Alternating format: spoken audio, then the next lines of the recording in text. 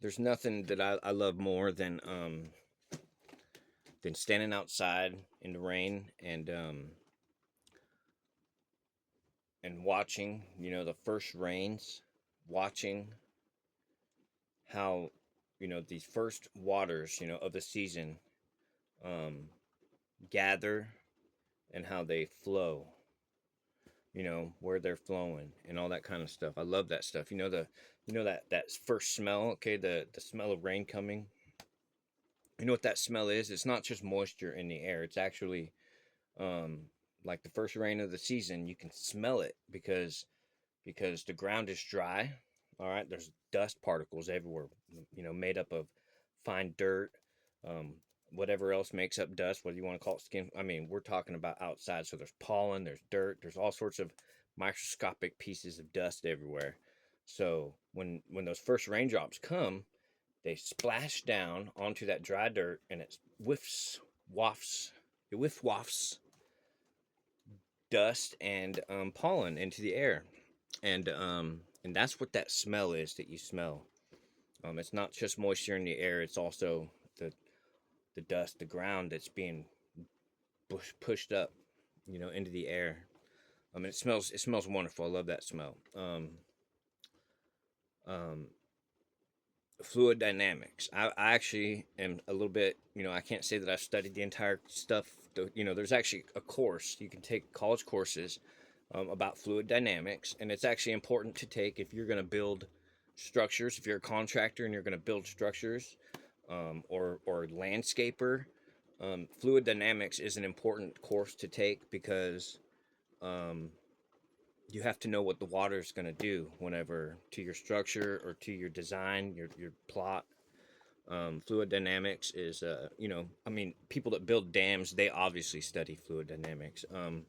But if it doesn't matter what you're building, all right, because rain's going to come, it's going to go to low spots. You have to build buildings the right way, otherwise they'll fail because of the way the water will you know, if you don't have rain gutters on the roof and stuff of your houses, the water just pours off the sides of your house and it will slowly erode the ground around the foundation of your house. So just even the smallest projects that you do, you have to know what the water's going to do.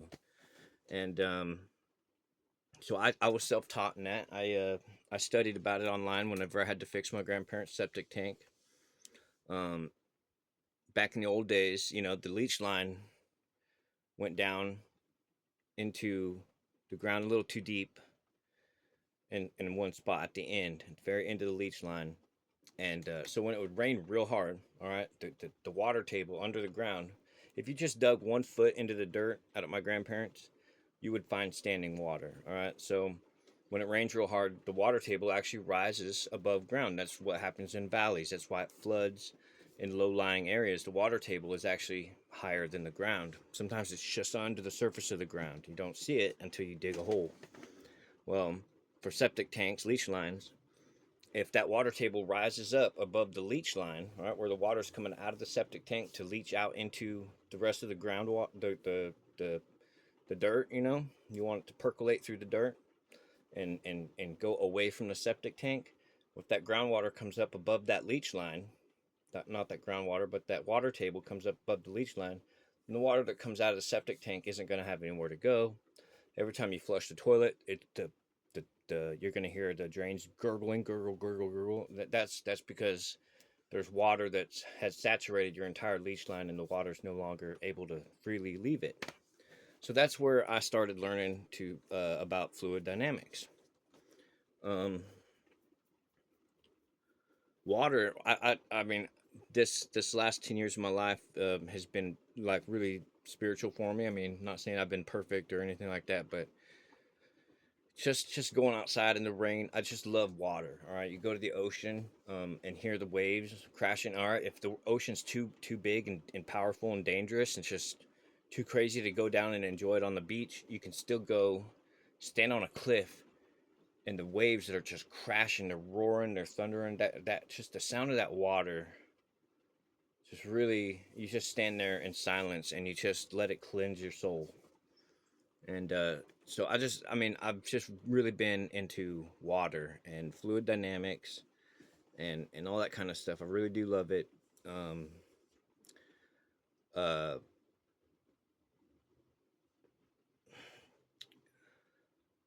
I think one of the awesomest things to do would be to see. Okay, so you go to a desert. All right, if you take a drop of water and you drop it onto like really fine dirt, you'll see that the drop actually sits on top of the dirt. You know, it just stays like a dirty drop and it doesn't soak in. Right, that's because some of the because dirt can be hydrophobic. You know, that dust can be hydrophobic, which means it repels water. So sometimes if you ever seen water that sits on something and it doesn't fall around, percolate through, then that's what's called hydrophobic. And so in a desert, whenever it rains somewhere upstream, that water goes into a dry riverbed, and the ground, all right, because it's so dry, it's hydrophobic. All right, water doesn't actually want to fall through the granules and everything. It actually cause a flash flood, and I think that would be just one of the most exciting things to be able to see, just to see a dry riverbed go from being dry to having that chocolatey water just rushing down, taking everything with it. Because it's hydrophobic, it'll stay on top of the ground for a long time. It takes a long time before water finally gets to permeate and percolate through the ground. So last week, um, there wasn't even a puddle in the creek beds yet. Um, it had been raining off and on, already this year, but there wasn't even a puddle yet. And in the creek, I was really surprised whenever this rain storm came. I was really surprised that it flooded like it did. That creek rose up. It's about 10 to 12 feet deep in spots. Maybe even a little deeper in some spots where the rushing water digs gulches into it. Um, uh, it was all the way up to the top, and I was just so pleased to see that all the work that I had done. It took me over a month to. So I live here. Um, I live here next to to Bray Road, and every year we all know that it floods there. And once I got here onto this property, I got to see why it floods there. And there was a tree in the creek. It was growing on the bank, and it had fallen into the creek. The canopy part, it had fallen into the creek years ago. All right, this tree was still very much alive. It wasn't dead. It just fell in, and the canopy was blocking the creek. All right. Um, and it was down like this. So you could actually. So what I did was, so I had to clear a whole bunch of poison oak and blackberry bushes from the bank of that creek where the trunk had started. And the poison oak was about that big around the vines, and it had been growing around that tree before it fell. And then and it kept growing into it, and it had poison oak and blackberry bushes had weaved through this down tree to these other trees that are on the side of the bank still standing. So I mean, it was blocking the water, all right, because water brings the debris down. Debris comes up against this tree, all right, and it had been there for years. So it used to stand up like this, right, and it had fallen into the creek like this, all right, but all the branches had turned, and they were all growing straight up like this from a down tree. So they were all growing up this way, and I took all the blackberry bushes and poison oak away from this part of the tree, and I walked out onto this tree over this rushing water.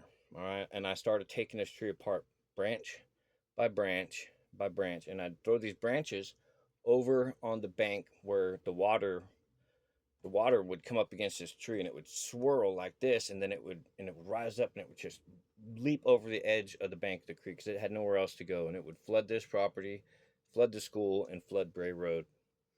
So I walked out onto this tree, and I took branch by branch by branch and branch, and I built up the bank that had been washed out.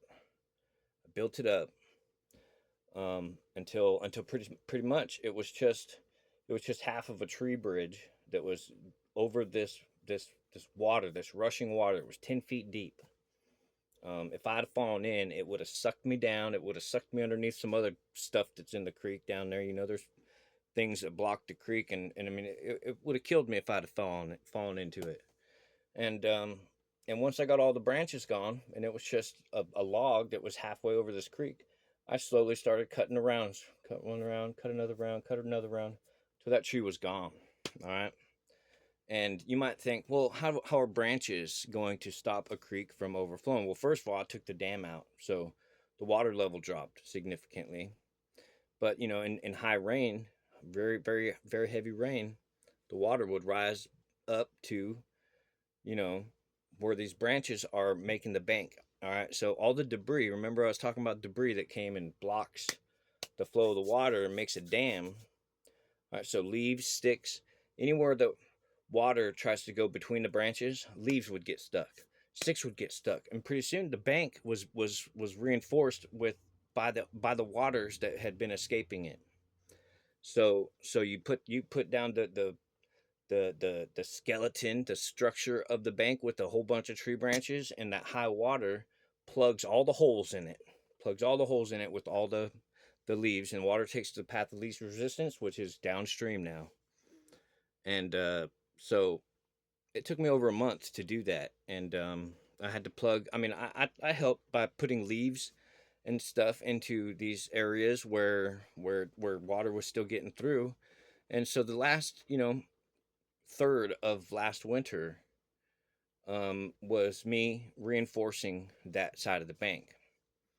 I had cleared that tree out from the creek, and I had reinforced the bank, and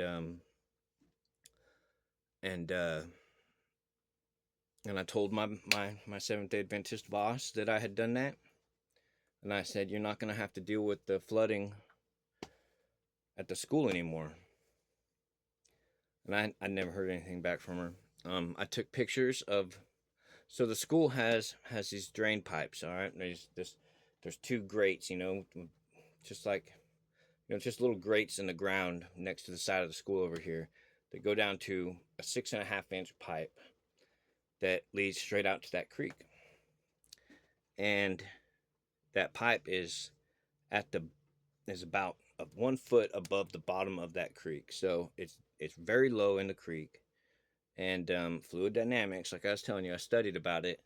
If you put a pipe that's 10 feet underwater, all right, you're going to have pressure, all right, just because there's so much water that's above it.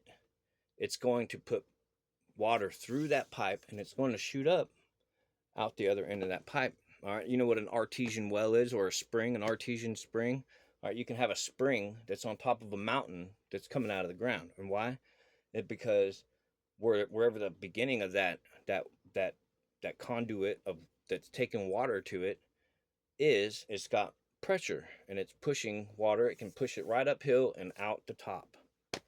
And that's the same thing that happens to that drain. And I took pictures of it, and I went to Photoshop, and I typed in on the pictures, this is what happens whenever you have a pipe that's real low underwater. This is going to divert water from the creek out the end of this drain pipe. It's going to go backwards, basically. And I sent her a bunch of those pictures, and I suggested that she take this up to the church board and show them what's going on here with that. And she never responded back, and so I didn't know she was mad at me. Not until I had saw her at the school, I went over to talk to her, and she just started chewing me out, telling me that I had been harassing her with messages, and that I had overstepped my bounds. I said, I thought we were a team, and she said, not anymore. And she trespassed me from the school property. And it really was. I mean, it was like what did I do to make her so mad? And all I can do is speculate. All right, because she used to dedicate herself to pumping water away from the school building during the winter, during these flooding times. And because I stopped the creek from overflowing, that took, she no longer had to do that anymore. I thought, I told her, in one of my messages, I was like, you're never going to have to do that again. I thought she was going to be happy. Apparently, because she enjoyed her, that gave her purpose. This is just speculation, all right? But I believe I took away something that made her feel good, by helping.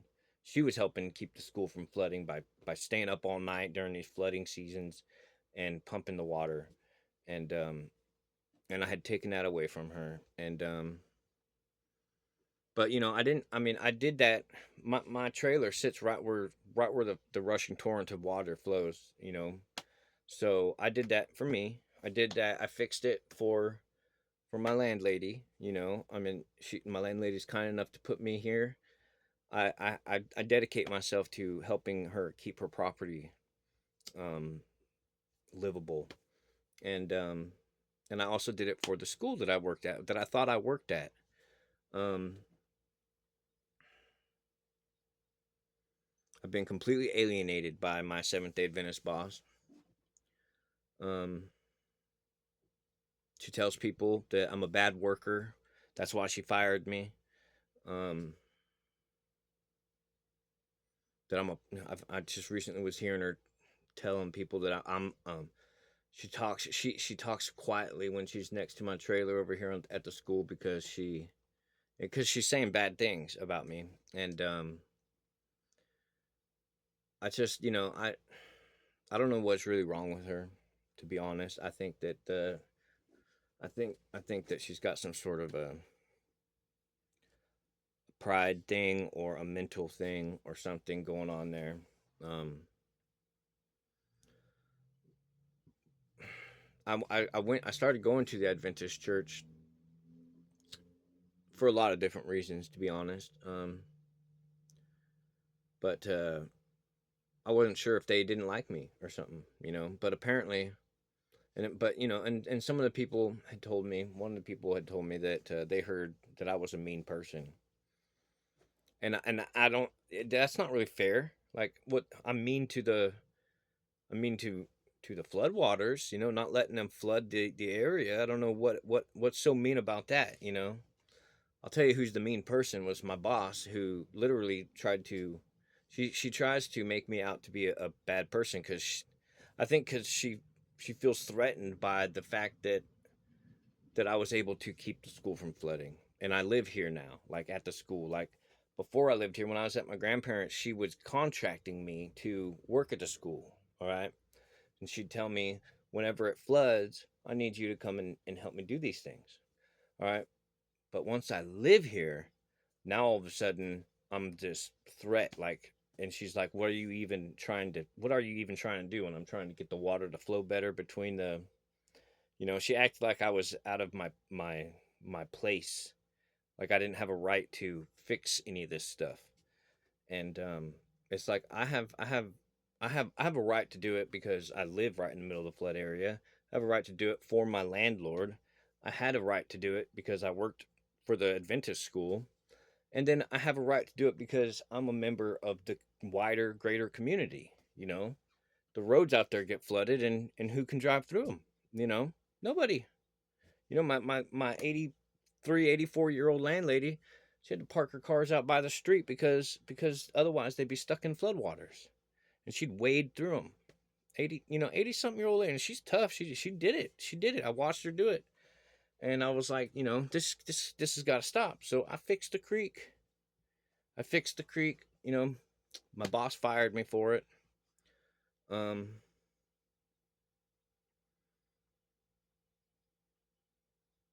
so I lost a lot of income this summer. All right, I used to get half of my income from working at the school, and so that was a big blow to me, and it really did kind of sour me a little bit. I repressed all those feelings. I went to the church. I made myself a member of the church family. Um, but I kept hearing what from people what my ex boss was saying about me, and at some point I just, I was honestly, I've almost lost faith in Christianity. I've got my faith in God still, and I try to do, and I would still do the right thing for anybody, no matter what, even if even if they're sour pusses. Um, I try to be a decent person, you know. Anybody, that's everyone's responsibility, whether you're Christian or not. But I don't know what kind of Christian she thinks she is. I think she's just playing church. I think that she just feels, I think the only reason she goes to that church is because she's the boss of the school. Like if she didn't have that position, I don't even think she'd be going to church. I mean, she's just prideful about her position, and over she, that I think the Bible says something about people like that. But you know, I'm very happy now. I'm not as sour as I was. I mean, now that it's flooded, all right, or everywhere else flooded, and I saw that all the work that I had done this last winter has worked. All right, this property didn't flood anymore. Unfortunately, they didn't cap off that pipe over there, so the school pipe still lets water come up through it, but it doesn't flood the road out here. So I feel good about all that. I almost feel good enough, like going back to church and just being like, so you guys noticed that your school don't flood anymore, right? um, but I don't want to go in there with that attitude. That's not why you go to church. So I do almost feel I I am still a little sour on the inside, like someone owes me an apology and maybe a little bit of compensation for firing me and making me lose half of my income for the summer, and defamation of character, talking bad about me, saying bad things about me because that I had she didn't like me making changes, was her word. She didn't I'm making changes. First of all, I'm making changes on my side of the fence that affect the school. You know what I mean? Making it not flood anymore. It's not like I went onto the school property and made changes over there and went over my boss's head and nothing like that. She just wants to be the I think she's a narcissist, all right? She doesn't, and I don't really care. I really don't care. All I know is that the only way it's going to flood like that again is if we have, catastrophic rain that's ongoing, that doesn't just flood this area, it would flood the whole freaking area, and it would be because the whole valley is flooded, not just this road or whatever. I fixed that, the main reason it flooded. But if there was some sort of, once is what do you call that, storm of the century or something, it would still flood. It would flood everywhere if there was a storm of the century. you know but but yeah, she is a pain in my butt.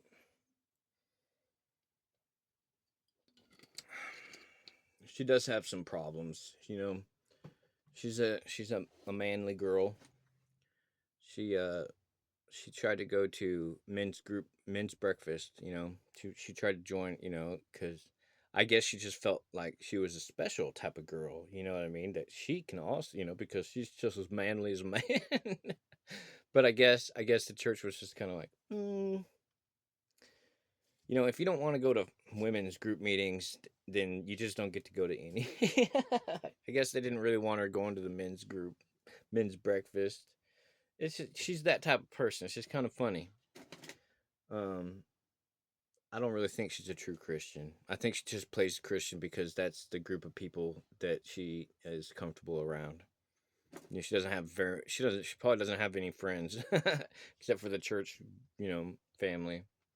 And I'm not being very good Christian by even talking about it, but to be honest, I was talking to my friend yesterday, and she was telling me that letting someone get away with stuff isn't just being nice. All right, you're enabling them. All right, and we were talking about a completely different subject, and and I was also applying it to, well, so I'm enabling, in my mind. I didn't say it out loud, but I enable my boss, my ex boss, to continue to degrade me by letting her get away with it. I've been nice. I've been very nice, and I haven't said anything bad about her, especially to the church members.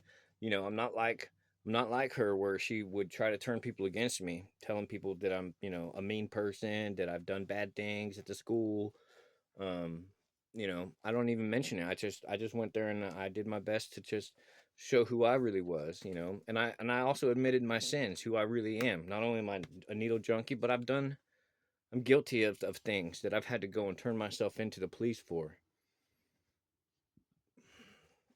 A couple different things, a few different things, to be honest.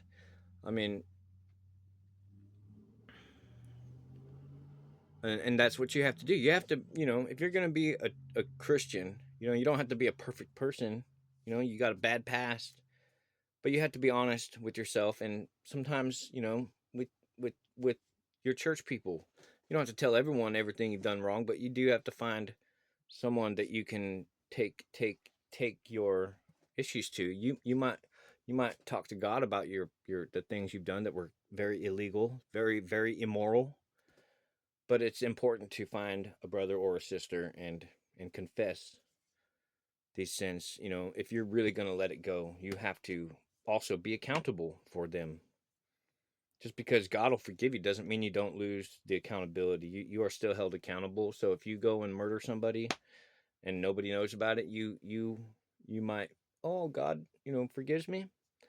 You still have to go and admit it to your brothers and sisters, and you still have to be accountable for it. Um, you have to do that. I mean, that's part of being forgiven. You have to be able to take accountability for your actions. That's part of being a Christian. And so I'm just really happy right now. I almost went to church this morning because I want to be like, so your guys' school didn't flood, but I would have been too tempted to be like, well, hi Georgine, you didn't have to pump any water, did you? um, no, I don't want to go to church for that. But you know what? I got some complaints. All right, so I've been studying a lot about the New Testament. All right, I've been studying a lot. So sometimes a church sermon at the Adventist church is about your eating habits. All right, they talked about the whole freaking sermon, and it was one of the longer ones. Not even a church. It wasn't even a biblical one. It was about eating your antioxidants. And I understand it's very important to eat healthy and to be a good healthy Christian. I think I have soot on my face again. It's important and everything, but I don't go to church to learn about antioxidants. I've watched that video already on YouTube. Everything you talked about. But yeah, it's kind of a touchy subject for me. I think church, I think that you should be. I think first of all, I mean, the Old Testament is important, but I want to know more about the New Testament. Let's study a little more about the red lettered words of Jesus. Let's also let's also put an altar. They don't have an altar, all right? So you just kind of sit there and kneel at your own chair. Nobody. There's no altar calls. You can't go up to the altar and kneel and give your heart to Jesus. They every once in a while they ask if you want to come up and accept Jesus, but I think an open altar is key for any church, no matter what denomination you are. You go up, you have an open altar so someone can actually go up there, kneel at the altar. Other people can come around you and pray. You can let you're supposed to leave your things at the altar. Your issues, your heart's issues, your desires. You're supposed to. And for some reason, the Adventist Church here in Willits has abandoned the altar call. and I knew that there was something missing. I was just like, oh, this is cool, nice people and all that kind of stuff. I was like, but there's something missing, you know. Besides a band, they don't have a full band or anything like that. Our old church had a band, drummers, guitarists, bassists, pianists. Um, these guys, they do have some singers and a pianist. Sometimes they'll sometimes it's just a person singing. Sometimes it's a pianist with a person. Um, and then sometimes, all right, they'll actually just play some YouTube gospel stuff. Like, and this is the first time that I've ever been to a church where it's actually where YouTube is actually is incorporated into the sermon. And I was like, weird. This is weird. 'Cause, they didn't do that kind of stuff when I went to church when I was younger, but they incorporate YouTube into it, and I'm just like, I feel like they're sincere about being Adventists, and but I feel like they're just kind of playing church, but they're sincere. They want to so bad that they're but it's just kind of, it's not really spirit led. I think I don't know. I feel like there's definitely something missing. I love my friends that I've made there. Many of them have been very kind to me. One of them wanted to give me this cool new camera of his. He said that he wanted to give to me, and I wasn't, and I had already decided that I was going to leave that I was going to leave. I'd done what I wanted to do there, and and I felt guilty. I didn't want to take his camera, so what I did was, that was the last time I showed up. He said he was going to bring me a camera, and I just didn't show up anymore. I don't want anything from them. Would have been nice to have a new camera, but I would have felt really bad if I took his camera and then never showed up again. So I have a nice camera my Aunt Lucy gave me. Used to be my Uncle Kenny's. She took it from him. Ginger beer. This is non-alcoholic, by the way. So one of the reasons I started going to church there was so I could tell my testimony, how I got off the needle. I felt like I feel like I have an obligation to tell that testimony every chance I get, and I'll retell it on here sometime. Um, I also went there because let's see, I have a 17-year-old son, or supposedly he's my son, and he doesn't really go to church there very often. He just goes to some of the things after, men's group or whatever. I think he goes to some of the summer festivities that they do at the lakes or whatever. So I wanted to see him. I just sit away and just, he doesn't know. Neither of us know if I don't know. That's kind of a touchy subject, but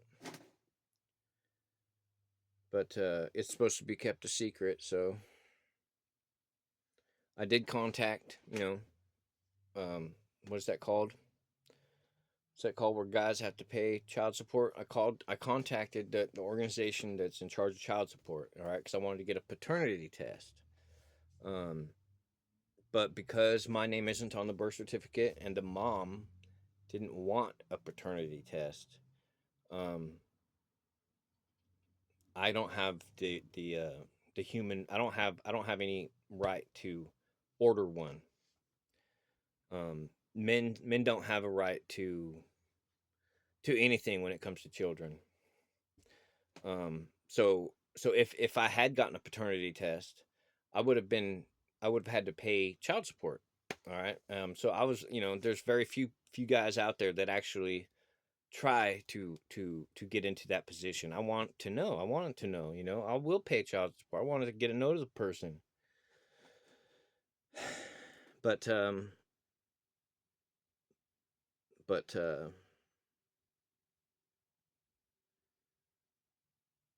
yeah, the child support people, they told me that because she was against it, that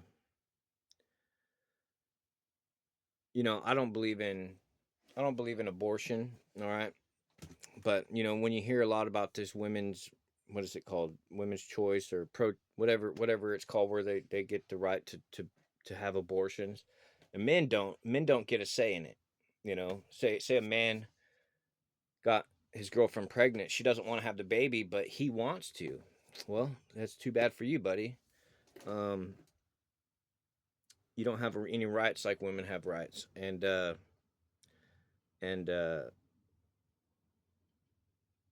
say there's also other situations out there. Say a man gets a woman pregnant, and she's not, she's only doing it for child support. Like, there are women like that out there. um and then the man is stuck with paying child support for a child that the woman didn't even really want. There's it takes all kinds of people to make this world. um and so there is there has been an idea proposed. All right, it's called a paper abortion. All right, so if a female gets pregnant, all right, the biological father would have a right to a paper abortion. He says, I don't want to have this kid. So if in the first trimester of her pregnancy, he signs papers that says, I don't, because women have a right. Women get the right to choose. They say, I want to have this kid, I don't want to have this kid. It doesn't matter what the man wants.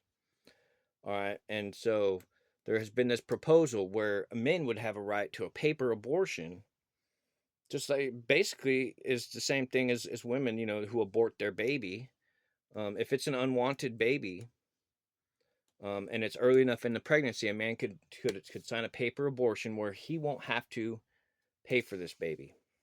And I'm against abortion. Technically, I would be against papers abortions too, but because of all this women's rights, pro-choice, all this kind of stuff, if they're gonna get to have those types of rights, I think if there's gonna be equity in the world, I think men should have the same right too. I mean, if women can, not only can they decide whether or not your baby gets to be born, they can decide whether or not you get to see your baby.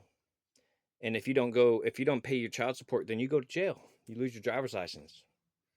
And I don't think that's right.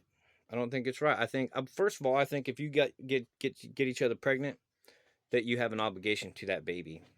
That's what I feel. But the way that this world works, if women get all the rights, the legal rights to that child, can ruin a man's life, not only by making him pay child support, but by keeping him away from his child. There's lots. It takes a lot of people in this world. Not every situation's like that. But men don't have any rights when it comes to children, and I know about that myself because I don't have the right to even get a paternity test to get to claim my son as my son. So I mean, I don't think that's fair. I mean, I do understand. I personally, I'm a pretty understanding person. They wanted to raise her, and her man wanted to raise him as their own, and I respected their choice. At first, I was very mad about it. I called him names. I was a lot younger back then, but eventually, I never did make a big fuss about it. I did everything I could to be in his life by, after homeboy passed away. I did everything I could to help them out because who he was raised to believe was his dad had passed away. Um, they lost their father figure, so I tried to help out my ex. Whenever I could, I made, me and my family made them a Thanksgiving dinner after he had passed away. I helped her buy some Christmas presents while she was not with her family, with her kids, because she had a program that she was doing. and I helped her buy some Christmas presents for her kids, and I just put from mom, even though I was secretly buying my son a Christmas present, and I had to buy his smaller siblings who weren't mine Christmas presents too. I just got them one each, but it was big. Got him a big bed set, I did everything I could to help them out and to make myself feel a little better that I wasn't in his life. Went to his grandma's funeral mainly just so I could see him with my eyes because he had grown up so much, and because I had known his grandma whenever I was younger, and so I kind of snuck in there, and so that's one of the reasons I went to the Adventist church.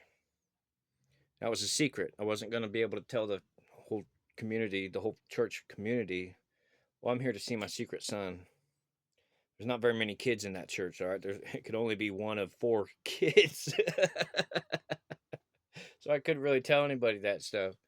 And so my ex-boss over here, she was talking to people about me like, oh, he's only coming to church for the food because he's homeless and all this kind of stuff.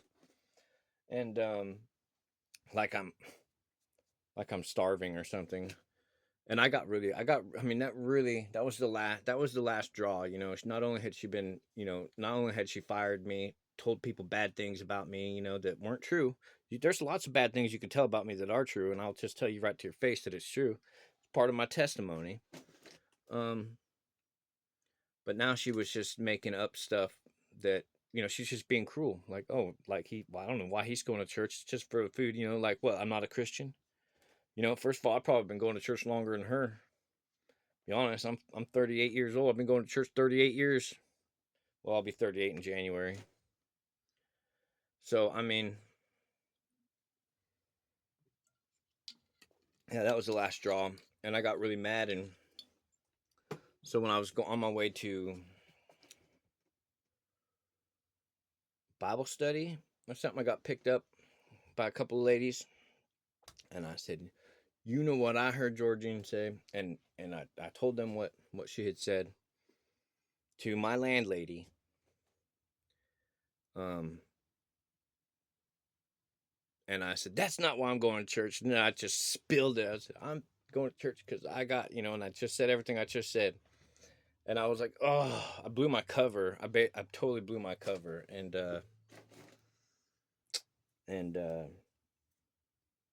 I respect the Adventists and everything, but I'm kind of, what, Christianity as a whole, no one reads the New Testament anymore. And if they do, it's just a couple little spots, that the New Testament is very damning about the things that are going on in the world today. If you actually read the New Testament, everything that's going on, it spells out destruction, not just for the world, but for like Israel and stuff. But Christians don't want to believe it. They are so against it. They're like, oh, well, the Bible says that Israel's going to be destroyed. That already happened in the past. They're not talking about today's Israel. No, they're talking about today's Israel. They're talking about the spirit of Israel, the one that denies that Jesus was the Christ. Israel is barbaric. It's racist. It's actually, it's not even about religion. All right, it's not about religion. They want to take all of Palestine because Palestine has a lot of the best land. All right, the olive orchards are in the West Bank. And Gaza is all beachfront property. All right, get that stuff. If they got all the olive orchards in the West Bank, then Israel would be able to profit from those olive orchards instead of the Palestinians profiting from it. If they got the land that's in Gaza, that would be billions of dollars worth of beachfront property that they would be able to build there. Get all those dirty Palestinians out of the way. It's disgusting. And you know what? Christianity trying to stand with Israel, the one who denies that Jesus is the Christ. It's just proof that most of Christianity, most of Christians, they don't really know what they're doing, what they're talking about, or and it's what's frustrating is like even Native Americans are kind of standing with Israel because the Jewish people are operating on this right to return. They have a right to return to the Jewish land. You know, it's not their Judaism is a religion. Being Jewish is a religious orientation. You know, you orient yourself to a religion. All right. Some people are atheists. Some people are Jewish. Some people are Christians. All right. So to call one to segregate a part of the world for only Jewish people. All right. People that believe in Judaism is so they have the right to return. Native Americans like the sound of that. All right, they want a right to return too. I mean, I personally, I wouldn't fight them on that. If I feel like if I was born back in the Indian Wars, that I wouldn't. They called Native Americans terrorists back then too. All right, because they were attacking white settlers. All right, they're calling Palestinians terrorists because these white settlers are moving to Israel because they have Jewish um uh privilege. They have Jewish privilege to that land. All right, they're pushing all the Palestinians out of it, and they have Jewish privilege to that land. So I mean, it's real frustrating to see Native Americans that stand with Israel because they have a right to return to land that they weren't even born in. All right, they're pushing the people that were actually born in that land out, and it's like, don't you Native Americans actually see that you're not you don't actually relate with the Jewish people. You relate more with the Palestinians who are being pushed out of the place that they were born in. It's not like they invaded. They were born there. There's been Philistines there. There's been Sumerians there. That's who these brown people are that are being pushed out of Israel. They were born there, just like the people that were born in the land of Judea. All these people have always lived there, and the only reason that Jewish people were have left Israel was because they were exiled. All right, they were, according to the Bible, not just the Christian Bible, but the Jewish Bible. They were exiled by God. It wasn't just that they were discriminated against by Roman people and all these other, apparently God had exiled them from the land, and he said that they were gonna have to, spread out throughout the world and live by the world's laws in whatever land that they lived in. And yeah, and that's so there's Jewish people that actually still believe that. They believe that they don't believe in the land grab, the Zionist movement. People that are ultra Orthodox Jews, they are completely against the Zionist movement because they believe in the Jewish Bible and in the Christian Bible that says that God had exiled them and that they were not allowed to take it back, not until the day of Jesus' return. And the thing about that is, so Christian, evangelical Christian Zionists, all right, um, they're like, ooh, if we get all the Jews back to Israel, Jesus will return. All right. Well, the thing about that is the Bible says that they will all be destroyed. The Jewish people, except for a third of them who will convert to Jesus, who will actually decide that Jesus is the Messiah, their prophesied Messiah, and the rest of them would become cannon fodder. And so it's kind of disgusting to think that Christianity wants all the Jews to go back to Israel so that most of them could answer for their sin of denying Jesus, be destroyed. All right. The new temple would come from God. God would build the new temple. All right. It can't be built by man. The new temple would come, Jesus would come in the clouds, all that kind of stuff. So it's ridiculous. All right. Christians, that's why I've lost a lot of faith in Christianity, because first of all, they're not reading the New Testament. Second of all, they don't really care about Jewish people getting to their homeland. They just want Jesus to return, you know. And that'll be a wonderful day. But what are we gonna do? We're gonna sit on our knees here and cry, Jesus, return now. We don't like the world. We're unhappy with everything or something. Like, quit crying around. Why don't you be a good Christian? Get up and go do some good in the world. Stand for what Jesus stood for. Everyone to have a right to life, to freedom. You know, I think that Christian. I mean, I don't really know about church anymore. To be honest, I don't. If I go to seminary school someday, I'm gonna start a church that would probably damn that would damn most of these other churches. Like if that's really what you believe, then you're probably going to go to hell with all the Jewish people that deny that Jesus is the Messiah. You go ahead, you go stand over there with them on that side of the fence. But as for me and everyone else that believes in Jesus, Jesus, Isa, Yeshua, Jesu, there's a lot of different names they use for Jesus. Arabic's word is Isa, and I think there's going to be just as many Arabs and Muslims in heaven as there, with the way Christians are. I think there might be more Muslims because they are so much more faithful to their religion, to their faith. They are living martyrs. All right, they die because of the stance that they take. All right, they stay standing. They don't bow down to the kingdom over there. They stay standing and they trust that because they're gonna just like uh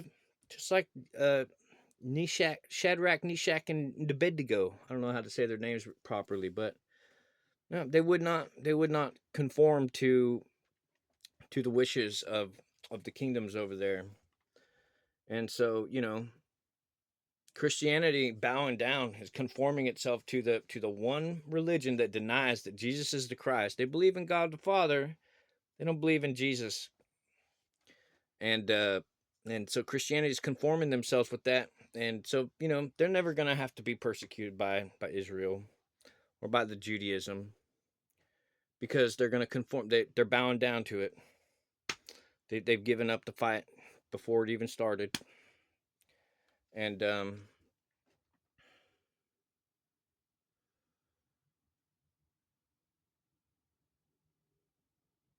I think the reason that most Christians also stand with Israel is because they don't like Arabs. I think they're Islamophobic. I think they're racist. And because a lot of Jewish people are white, because they're actually born in America and Europe, all right, and they immigrate to Israel and they get free citizenship and they displace the Palestinians. So Israelis usually, all right, that's what Zionism is. Zionism is is moving people from the United States from Europe and they move into Israel. They get a free citizenship and a free house that used to be Palestinians' house. And you can find videos on YouTube where they're actually actively pushing people out of the homes that they're living in the West Bank. All right, they're burning their cars in the West Bank. We're not even talking about Gaza where the war is. The West Bank is on the other side of Israel, and they're actively annexing the West Bank right now. All right, there's no two-state solution or anything like that going on. They're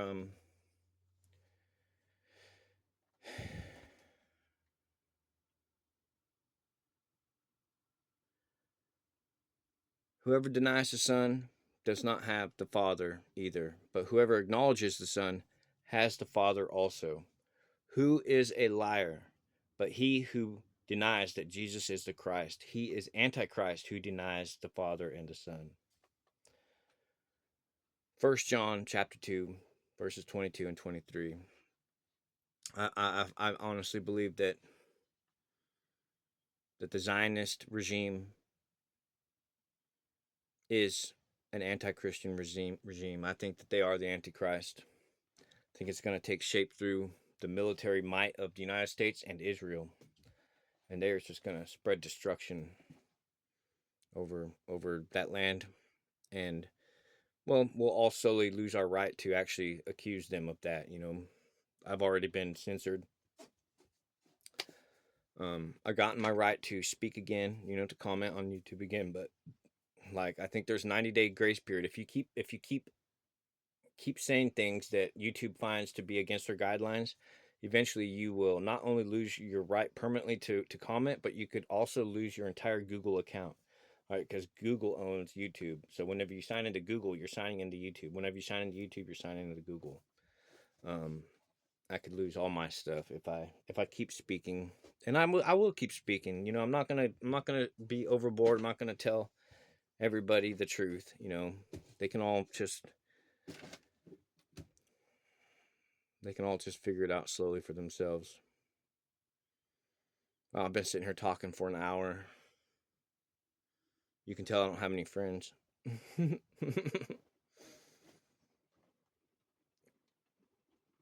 my my friend showed up yesterday. My ex, who my heart I have a very big heart for.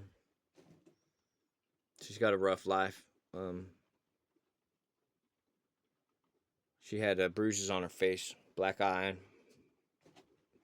bruised over the bridge of her nose, and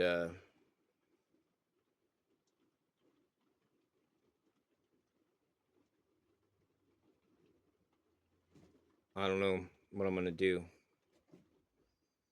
I don't know if I go up there and I start trouble with her boyfriend, if that'll make things worse for their family, because she's making excuses for him. She did something, so he did that. And I don't think that there's really an excuse for any of that kind of stuff. I know that she can be a pain in the ass, but all I want is the best for her and her babies. I really wish that I could. I wish that I could be her babysitter. I wouldn't mind. I wouldn't give her obligations that, if she broke those obligations, that she would get socked in the face.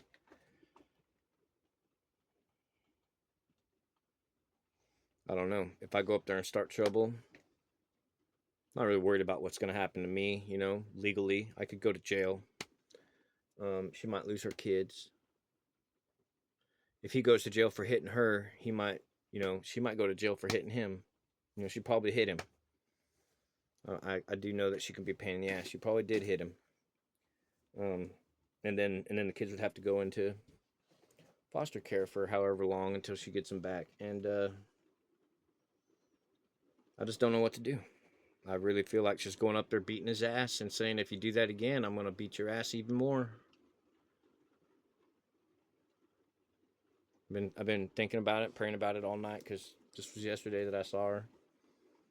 She was looking for some gas money, and I gave her my last $10, and she told me that, I don't know, did she come here looking for gas money and telling me that happened because she needed help with it? Does she need me to go up there?